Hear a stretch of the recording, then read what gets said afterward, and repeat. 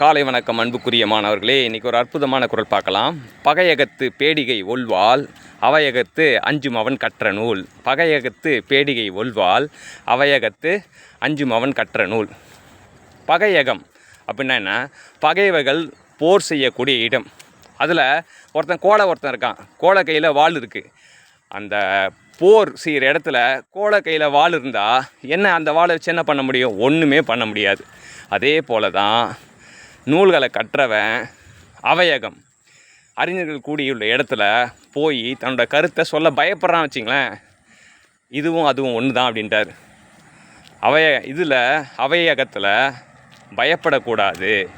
அப்படி அவையகத்தில் பயந்தால் நம்மளும் போர் செய்யும் இடத்துல உள்ள கோலையும் ஒன்றாயிடுவோம். எனவே அன்புக்குரிய மாணவர்களே, நம் நெஞ்சில் உள்ள கருத்தை சிறப்பாக எடுத்து கூறுவோம், சிறப்பாக வாழ்வோம். வாழ்த்துக்க சாம்பியன்ஸ்.